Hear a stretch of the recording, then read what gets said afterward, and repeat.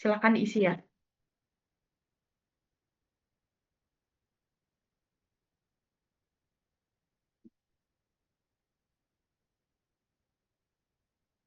Mungkin saya beri waktu 15 menit ya untuk pengerjaan.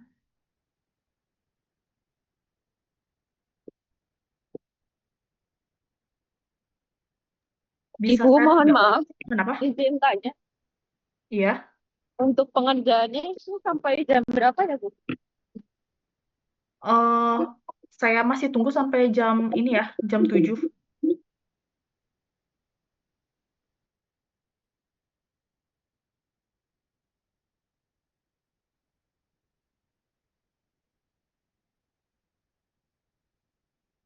Jadi bagi kalian yang udah bisa akses, kerjakan saja sekarang gitu.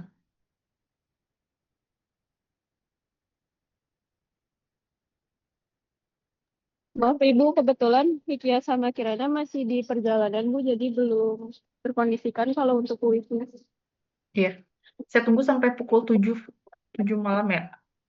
Baik Ibu, makasih Ibu. Iya. Ibu izin habis kelas B hadir Ibu. Oke. Hafiz langsung ini ya, isi aja dulu kuisnya ya. Baik Ibu.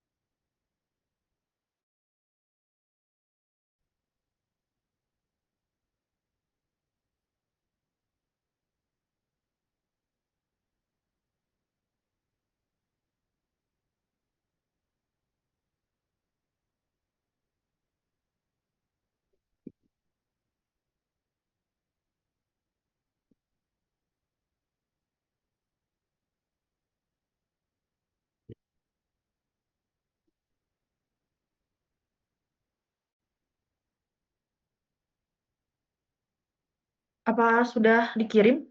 Apa ada yang sudah selesai?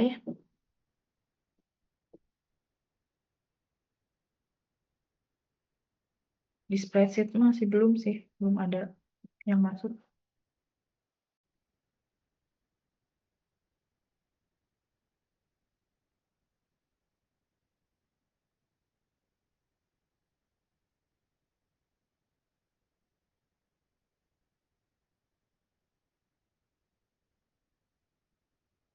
Ada kendala tidak?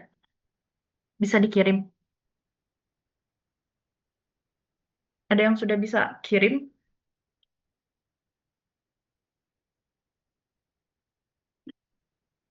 Bu izin, saya tadi ada kendala susah masuk link kuisnya. Mm-mm. Ininya komennya apa ya? Perlu login, tapi ini tuh lagi dicoba reconnect login. Oh, ya berarti harus di login ulang akun Gmail-nya ya, yang punya Mbak.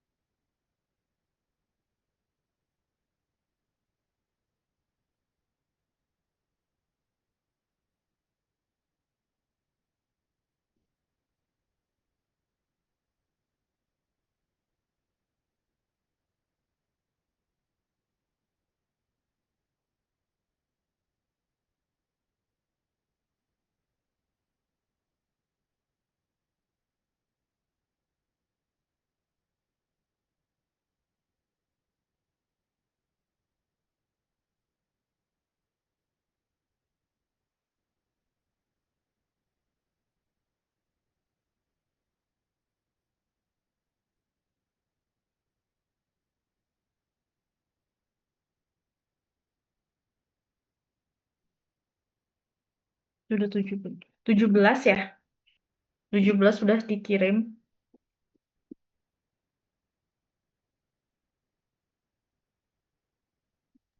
3 menit Ibu lagi ya. izin ala Maulana belum bisa Ya. kirim.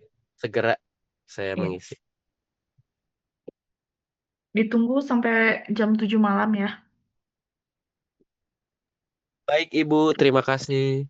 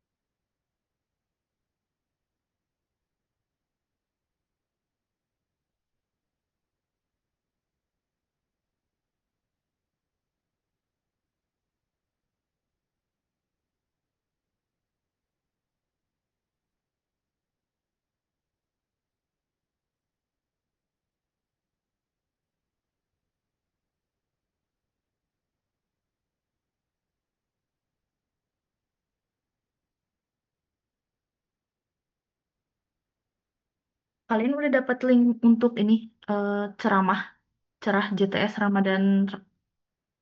Udah, Bu. Udah. Oke. Jadi selesai kuliah saya lanjut ya Ya, Bu. ceramah. Bentar.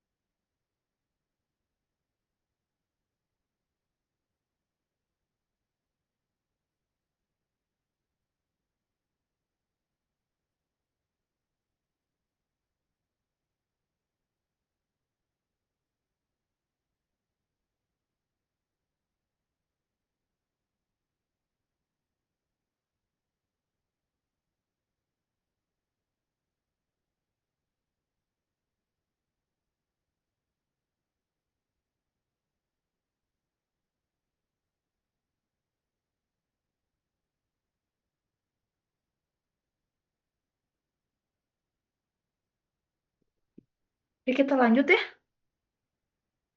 Persingkat waktu juga. Oke, kita next aja untuk kuis ya. Di sini ada yang tahu langkah-langkah untuk inspeksi struktur baja nggak? Langkah pertamanya kira-kira apa ya?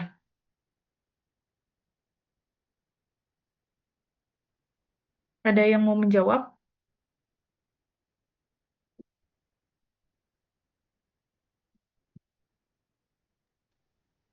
Izin boleh Bu, sedikit mungkin Iya, koreksi absen ya. kalau Mm. oh 1 kelas A. Iya, gimana? Alam? Alam bukan? Betul Bu, Iya. Alam. Iya, gimana? Eh dari 3 gambar mungkin ya saya sedikit sharing. Yang pertama gambar paling kiri Iya. itu merupakan join inspection. Maksud join di sini adalah sambungan dan dalam gambar ini mungkin kebetulan joinnya adalah merupakan welding join. Nah, untuk pengecekannya itu kita bisa menggunakan metode salah satunya PT atau biasa disebut PT atau penetran test. Mm. Penetran test tersebut langkah-langkahnya kurang lebih eh, permukaan welding joint diberikan eh, sebuah cairan atau semprotan, kemudian dilakukan beberapa treatment dan yang ditinjau akhirnya adalah warna yang timbul setelah diberikan cairan tersebut. Itu bisa menjadi indikator apakah welding tersebut approve atau reject, seperti itu. Dan yang gambar tengah kedua itu merupakan dimensional inspection. Dimensional inspection sendiri itu bertujuan untuk melakukan pemeriksaan ukuran atau dimensi sebuah komponen steel structure apakah sesuai dengan yang dimaksud atau memang ada selisih. Dan yang ketiga ini saya kurang kelihatan Bu gambarnya apa. Jadi 2 aja. Oh iya. Iya. Terima kasih ya, Mas Alam ya. Siap Ibu, terima Yang kasih. sebetulnya yang sudah dijelaskan Mas Alam tuh betul ya. Jadi ini bentuk inspeksi. Jadi pertama ini untuk melihat sambungan ya, sambungan lebih ke kualitas las ya. Kemudian ini eh, kontrol dimensi ya. Yang terakhir ini lebih ke baut sih. Sambungan juga tapi lebih ke baut gitu. Ya, ya kurang lebih bagus ya yang udah dijelaskan Mas Alam ya. Nah, kalau untuk step-stepnya, nah itu kan masuknya ke inspeksi. Nah, sebelum inspeksi ini sebetulnya ada langkah pertama yang harus kita lakukan. Kira-kira apa ya? Ada yang bisa menjelaskan sebelum kita inspeksi nih? Kira-kira. Jadi, sebelum kita inspeksi, berarti kita harus melakukan pemeriksaan visual. Langkah pertama itu ya. Jadi, saat inspeksi kita melibatkan pemeriksaan secara visual terhadap komponen struktural, sambungan, pengelasan, dan pelapisan permukaan untuk tanda-tanda kerusakan. Dan kerusakan yang umum ditemui berupa biasanya koroksi, deformasi, retakan, spalling, perubahan warna, atau anomali lainnya. Kalau spalling ini biasanya lebih ke beton ya? Betul Bu. Ya. Heeh. Kurang lebih seperti itu ya. Nah, kita next.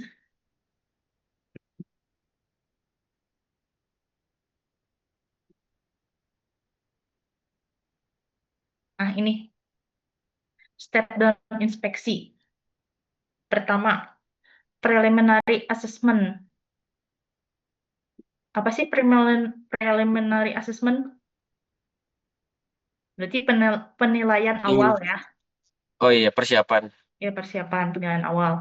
Ya, yang ada di preliminary assessment yaitu pertama, perform a walkthrough. Artinya melakukan walkthrough atau apa ya? eh, Berjalan-jalan berkeliling gitu. Langkah pertama adalah melakukan pemeriksaan langsung di lokasi untuk memperoleh gambaran awal mengenai kondisi infrastruktur baja. Ini termasuk mengidentifikasi area yang memerlukan perhatian khusus dan observasi terhadap keseluruhan strukturnya ya. Kemudian ada langkah address unsafe condition, berarti menyelesaikan kondisi yang tidak aman gitu. Kita mengamati kondisi yang tidak aman. Selama kita walkthrough ya berkeliling, kita tuh harus menandai. Jadi kira-kira oh daerah ini nih yang berbahaya atau bagian sini nih yang bisa ambruk gitu. Bisa kita kasih line bukan line police, apa sih namanya safety police ya? Iya. Safety line ya, kayak safety line untuk keamanan. Atau kalau misalnya di balok, misalnya kita ngelihat ada lendutan, nah itu tuh lendutan itu bisa kita kasih apa kapur gitu, ditandai. Atau spidol juga mungkin ya, Bu? Ya, spidol bisa gitu. Terus kemudian ada gather information, artinya apa? Pengumpulan informasi. Informasi terkait kondisi fisik, penggunaan material, dan dokumentasi terkait seperti laporan inspeksi sebelumnya bisa digunakan ya. Jadi kan kalau misalnya penggunaan material biasanya di gambar teknis suka ada ya. Kayak misalkan Ya, ini betul. ada gambar, di sebelah kanannya ada kayak judul atau apa. Nah, di situ juga ada spek material material yang digunakan. Misalnya kayak F aksen C-nya berapa, kemudian ininya mutu apa bajanya F-nya berapa, kemudian selimut betonnya berapa. Bisa dilihat dari situ. Salah satunya pengumpulan informasi. Kemudian ada apa? Eh, assessment planning atau perencanaan evaluasi. Yang pertama itu sampling plan. Berarti apa? Rencana pengambilan sampel. Dalam tahap ini dibuat rencana untuk pengambilan sampel, material, dan struktur yang akan diuji. Hal penting untuk memastikan bahwa sampel yang diambil dapat mewakili keseluruhan kondisi struktur dari baja itu sendiri. Jadi kalau misalnya pengambilan sampel di beton, kalian pernah belajar core drill? Core drill yang bikin lubang bulat, Bu. Iya betul. Nah ya, nah di baja juga nanti ada gitu.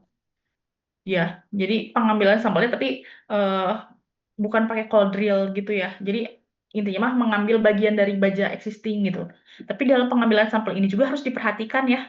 Maksudnya diperhatikan jangan sampai karena kita butuh mengambil sampel malah membahayakan struktur existingnya Hmm. gitu. Oke, lanjut ya. Ini contoh nih misalnya nih ya, kalau di sini gedung nih ada balok. Contohnya beton aja ya, beton sama baja sama aja kan. Kira-kira ini ada kolomnya misalnya ya di sini. Gambarnya kelihatan nggak ya di kalian? Kelihatan tapi Kelihatan, Bu. cukup samar sih, Bu, warnanya.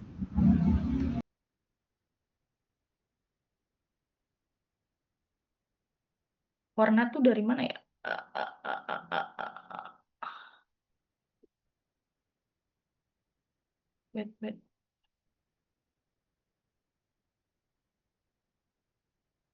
Misalnya ini ya, menurut kalian di bagian mana paling aman mengambil kuadril kalau di balok? Di sini kah? Atau di tengah kah? Ada yang bisa berpendapat? Momennya sama dengan 0 bukan, Bu? Siapa yang jawab momen sama dengan 0? Tadi, Bu. Absen berapa? Absen 17, kelas B, Bu. Di seperempat bentang balok, Bu. Iya, itu Alam sama siapa tadi? Teddy ya? Iya, Bu. Teddy. Ya betul. Jadi kan harus di saat kondisi momennya sama dengan 0 gitu ya. Jadi kita tuh harus mencari kondisi saat benar-benar safety. Kan ini kan bentuknya seperti ini ya. Maaf ya kalau kurang bagus. Berarti kita harus ngambilnya di sini seperempatnya. Tuh di sini. Karena di sini nilainya 0 momennya ya. Lebih seperti itu ya. Oke, lanjut. Kalau misalnya bangunan seperti ini, misalnya ini kolom ya. Maaf ya, gambarannya jelek. Ini kolom, tadi balok. Nah, di atas sini ada kolom lagi.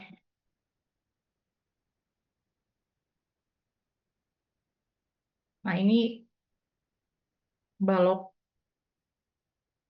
Kalau untuk kolom, kira-kira pengambilannya di mana kodrilnya? Di tengah, Bu. Tengah sini.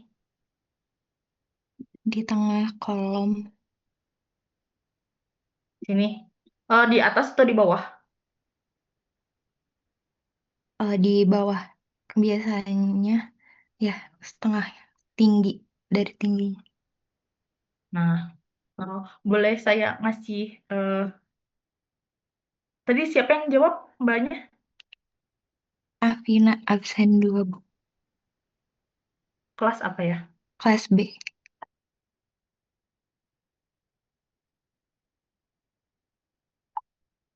Alasannya mengambil di tengah kenapa Mbak? Karena momen 0 kolom tuh ada di tengah bentang. Iya sih bisa. Eh, boleh, benar. Momen 0 tuh untuk kolom tuh di tengah bentang, betul ya Mbak. Nah, eh, tapi kalau untuk kolom ini, bayangkan kalau misalnya di sini dia runtuh Mbak, lebih kritis nggak jatuhnya?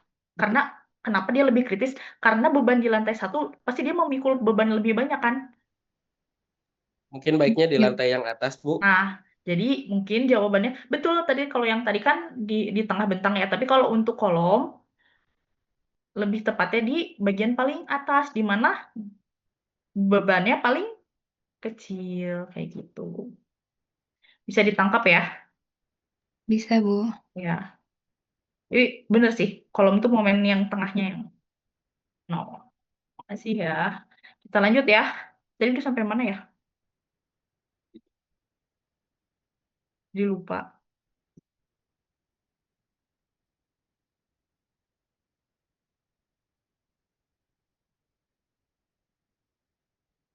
Tadi udah sampai sampling plan ya.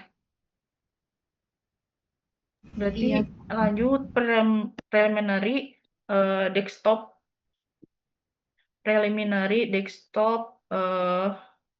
evaluation. Berarti kan evaluasi desktop awal ya. Sebelum melakukan evaluasi lapangan lebih mendalam, dilakukan evaluasi awal menggunakan data yang tersedia seperti gambar, desain, atau laporan sebelumnya. Tadi kan data-datanya dikumpulin nih, sekarang kita analisis atau dievaluasi dulu data-data yang ada tuh gitu ya. Jadi dilihat dulu, oh F aksen C-nya misalnya untuk standar untuk gedung, kan ada yang minimal berapa gitu ya. Nah, lihat dari situ kita udah tahu speknya dia udah sesuai belum gitu. Nah, itu juga bisa kita evaluasi gitu.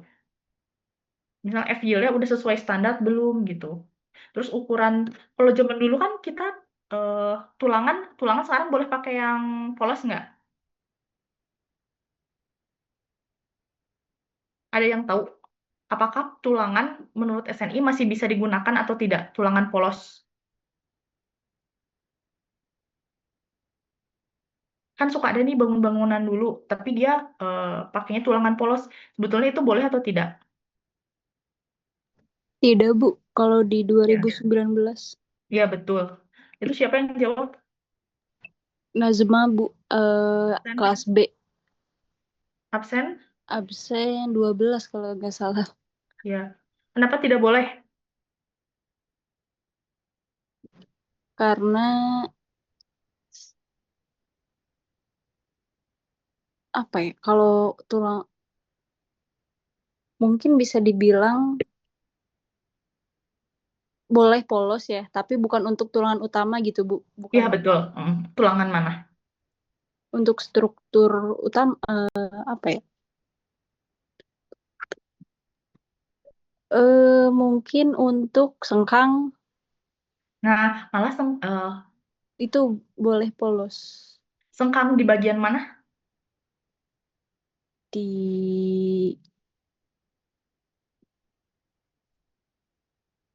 di mana ya? Pokoknya sengkang untuk di Iya, kolom benar-benar. Iya, balok betul. gitu.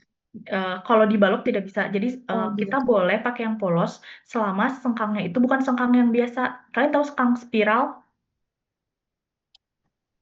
Tahu Jadi Bu. Apakah sengkangnya untuk sat- borpel, Bu? ya, Sengkangnya nah bukan? bisa. Nah, untuk bor file itu bisa polos. Tapi kalau untuk sekarang struktur balok, kolom, eh, plat gitu.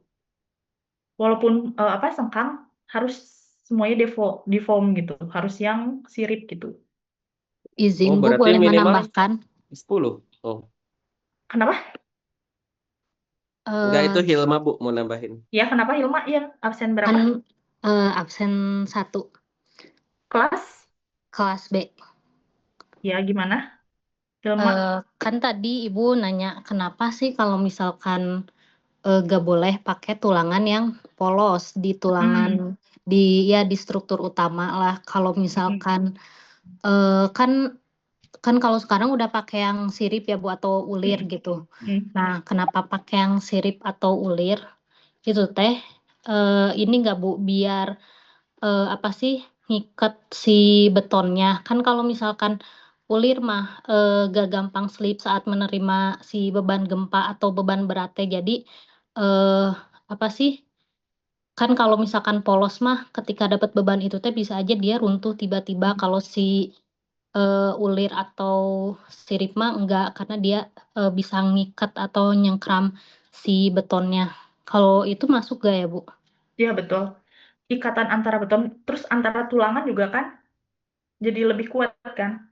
Iya, Jadi iya, nggak mudah geser. Heeh. Jadi di antara, kalau misalnya kayak tulangan utama dengan sengkangnya gitu kan, dia jadi lebih keikat kan, karena adanya sirip itu. Oke, iya. terima kasih ya. Oke, kita lanjut ya. Ih, udah 16.50 loh. Oke, kita lanjut. Kemudian documentation, scope, and criteria ya di sini tuh berarti ini ruang lingkup evaluasi dan kriteria yang akan digunakan untuk menilai kinerja infrastruktur baja ditetapkan ya, termasuk menetapkan parameter yang relevan seperti kekuatan struktur, kendala material dan standar keselamatan yang berlaku. Jadi kita harus tahu kriterianya eh, ini seperti apa, materialnya harus seperti apa gitu ya. Dilihat dulu. Terus yang ketiga itu tadi apa? Comprehensive field assessment atau penilaian lapangan secara komprehensif ya. Jadi pertama itu ada survei visual. Jadi pengamatan secara menggunakan mata ya. Jadi kita lihat tanpa adanya inspeksi. Jadi kita lihat oh ada retakan, di sini ada korosi, ada apa, bisa dilihat. Misalnya kalau beton ada spalling gitu. Terus pengujian non-destruktif non-destructive test ya. Jadi nah ini baru pengujian yang tidak merusak gitu. Kalau untuk di beton kan bisa ada hammer test, UPV, terus ada apa lagi? Rebar scan ya. Nah, kalau di baja ini ada ultrasonik, radiografi, atau magnetik gitu. Seperti itu. Lanjut ya. Eh, kemudian ada pengambilan sampel. Berarti kalau sampel mah yang tadi ya, berartinya destruktif test. Di baja juga ada gitu. Biasanya untuk uji di lab. Nah, sekarang nih laboratorium evaluation and material. Jadi evaluasi laboratorium dan materialnya ya. Pertama ada pengujian mekanikal. Jadi material baja diuji untuk menentukan kekuatannya.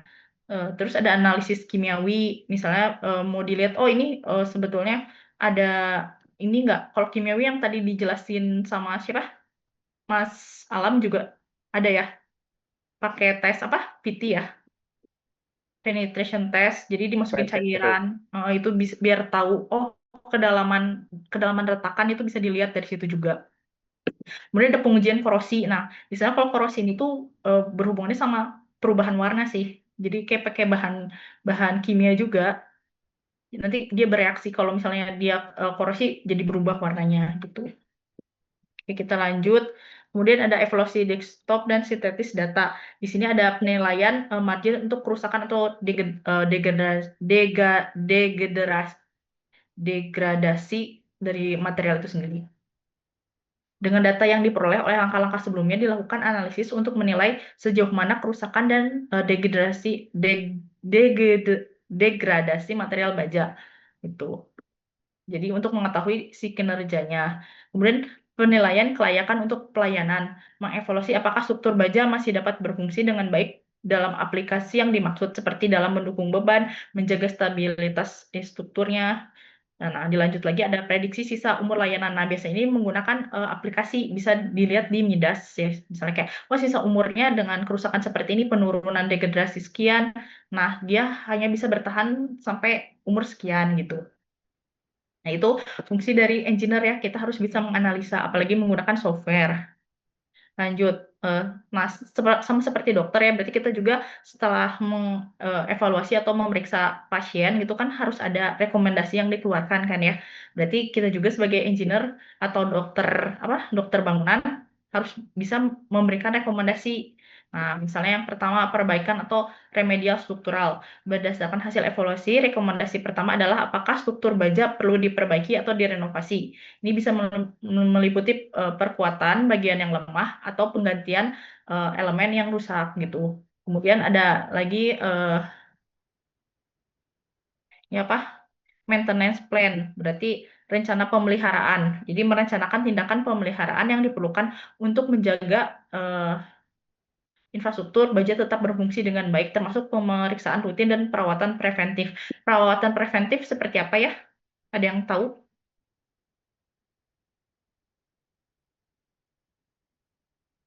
Ada yang bisa menjelaskan? Apa itu perawatan preventif? Preventif itu artinya kalimatnya apa? Pencegahan, Bu. Pencegahan. Pencegahan, Bu. Ada yang bisa jawab nomor absen? Mungkin bisa untuk ini Bu, dilapisin pakai coating si bajanya. Ya, betul. Itu siapa ya, Mbaknya? Hilma Bu.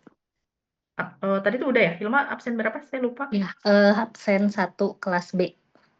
Oke, ya benar Mbak Hilma ya. Tadi salah satunya dengan cara coating ya. Jadi Ya, kan atau mencegah. Oke, kita lanjut. Kemudian apa lagi? Pengecetan ulang, Bu. Ya, pengecetan ulang bisa. Itu siapa, Mbak siapa? Alia. Absen 3, Bu, kelas B.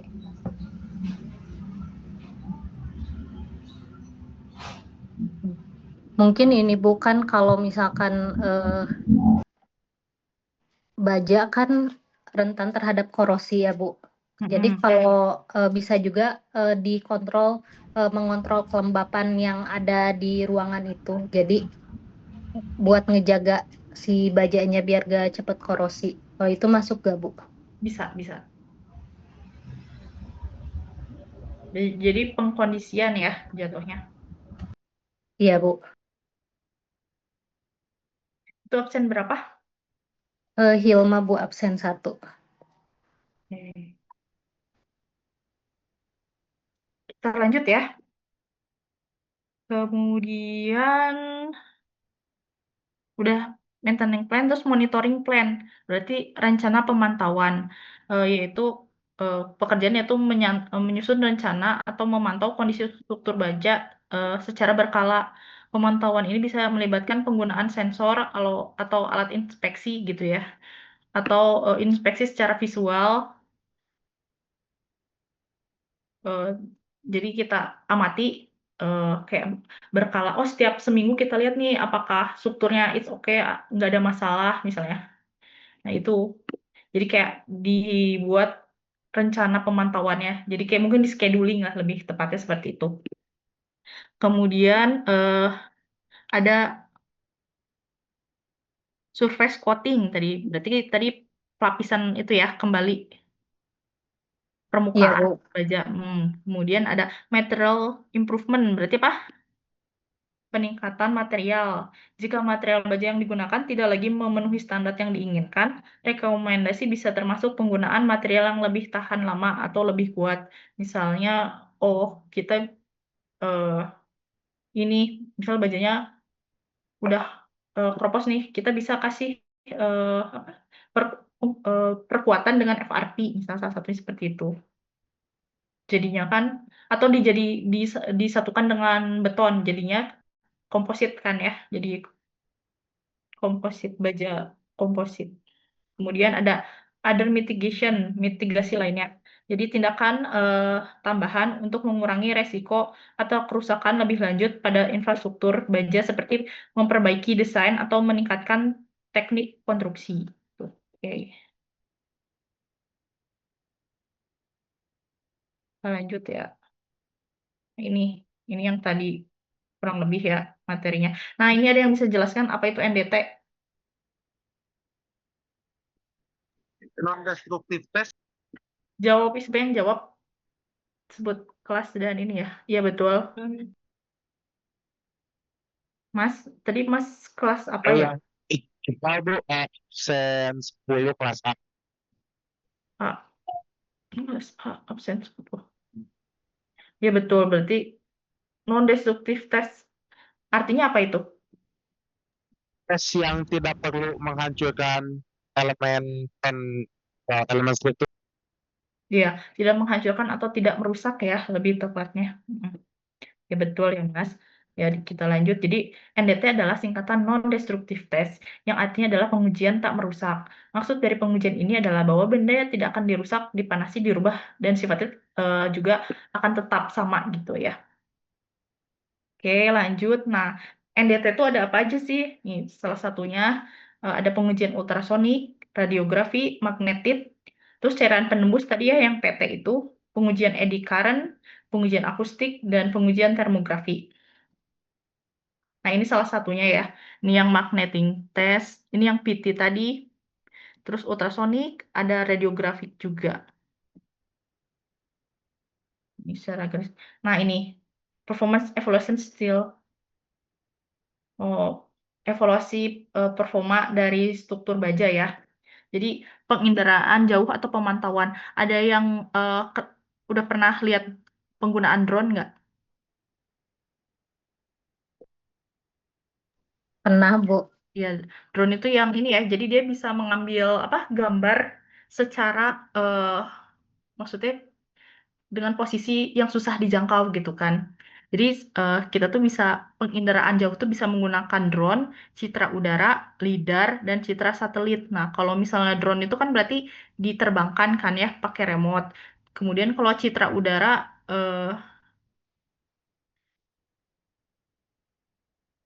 kurang lebih sama sih ya pencitraan dari atas gitu ya. Kalau lidar itu berarti dia lebih ke ini. Jadi setelah setelah diambil misal dari drone, ada yang bisa dia menggambarkan secara 3 dimensi gitu.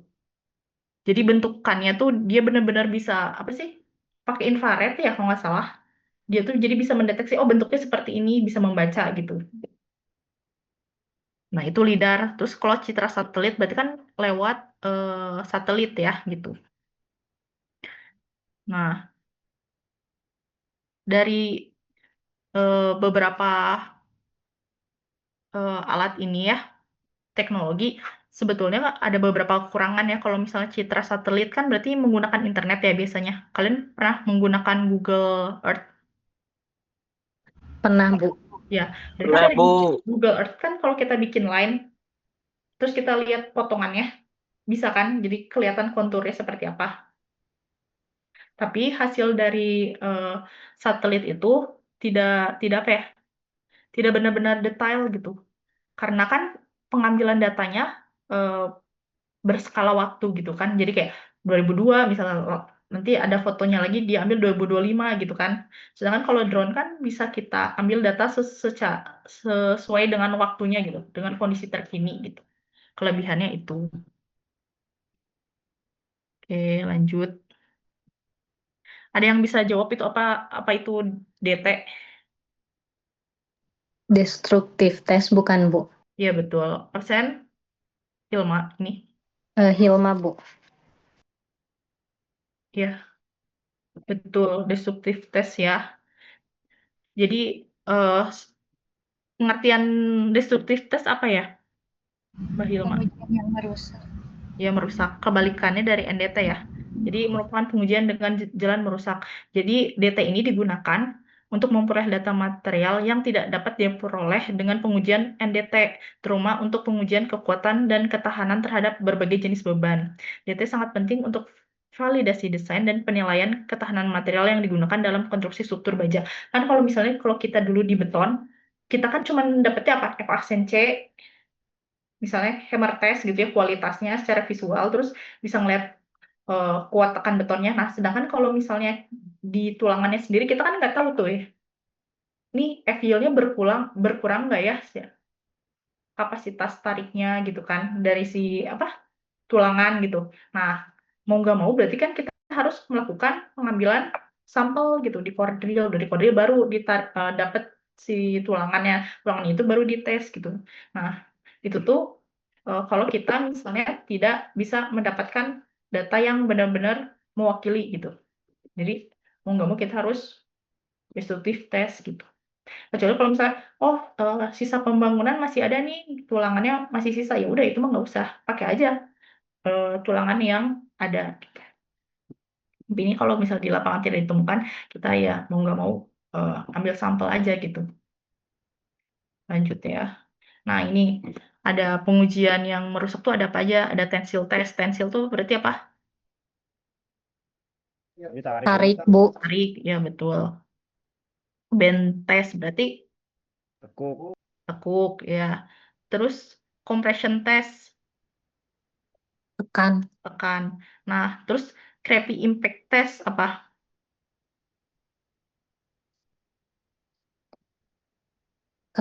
Ini bukan apa sih? Toughness, ketangguhan ya, impact tuh. Iya, ketangguhan, kegetasan. Ya, getas. Ya, lanjut ya. Tujuan kalau misal yang tadi disebutin ya, kayak tensil, bend, compression, semuanya udah pernah kan ya di lab kita. Sudah, Bu. Ya, nah ini mungkin yang beda mungkin Crappy impact test ya, tes ketangguhan. Jadi tujuannya itu untuk mengukur energi yang diserap oleh material saat terkena benturan, menilai kemampuan material untuk menahan kerusakan atau retakan saat diberikan beban secara tiba-tiba atau kejut. Nah, dan juga untuk menilai apakah material lebih getas atau lebih tahan terhadap pembebanan. Kan yang saya udah pernah jelaskan ya, kalau misalnya yang baja itu sebetulnya getas dan dia mudah rusak ketika dalam suhu dingin ya. Seperti peristiwa kapal Titanic ya. Iya, Bu. Logikanya teh kalau misalnya sebetulnya kan baja itu kan dia elastis kan. Tapi ketika dia suhunya dingin, sifat elastis dari baja itu berkurang gitu. Jadi kayak air aja sih. Air kan misalnya kalau beku dia jadi lebih keras ya. Tapi kalau misalnya lebih keras, kekurangannya berarti dia lebih apa jadinya mudah retak gitu. Material lain juga sama seperti itu gitu. Kalau didinginkan, eh, logam ya terutama, eh, ketika dimasukkan ke dalam suhu yang rendah, dia akan lebih mudah untuk retak gitu, retak getas atau kayak ya intinya mah patah gitu, karena eh, elastisitasnya berkurang. Nah ini contohnya ya tesnya. Jadi ada standar ukurannya. Biasanya pengetesan ini tuh digunakan untuk struktur-struktur yang berhubungan dengan apa ya, kayak industri gitu loh. Kayak untuk pipa-pipa yang gampang terkena eh, perubahan suhu dingin dan panas. Nah, ini kan contohnya dikasih liquid nitrogen. Jadi fungsinya itu untuk mendinginkan kan. Jadi dia targetnya minus 196. Nah, setelah itu sama dia baru dikasih beban. Nah, kejut. Jadi dibaca energi yang terserap berapa gitu. Kurang lebih. Oke, kita lanjut ya.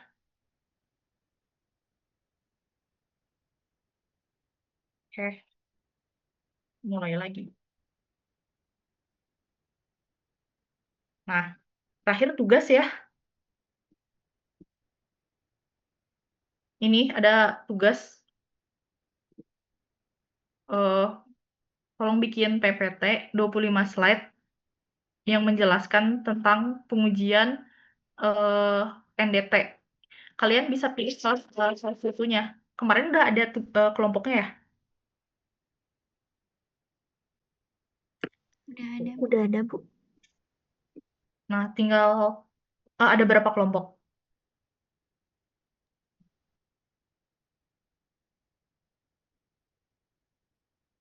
Ada 5, Bu, kalau nggak salah. Ya udah, berarti pilih aja dari ini ya. Baik, Bu. Oke, gitu aja. Nanti untuk PPT nanti saya kirimkan ya. Tapi tolong ingatkan. Mungkin kuliah saya segitu dulu ya. Karena ini sudah waktunya kalian untuk Zoom Kultum ya, sepertinya. Iya, Bu. Oke, link untuk kuliah saya sekian ya. Nanti tolong ingatkan teman kalian yang untuk mengisi kuis ya. Soalnya tidak ada susulan yang kuis dan nilainya lumayan gitu. Oke, cukup sekian mungkin untuk kuliah saya hari ini saya cukupkan. Assalamualaikum warahmatullahi wabarakatuh. Waalaikumsalam. Waalaikumsalam. Terima kasih, Bu. Ya.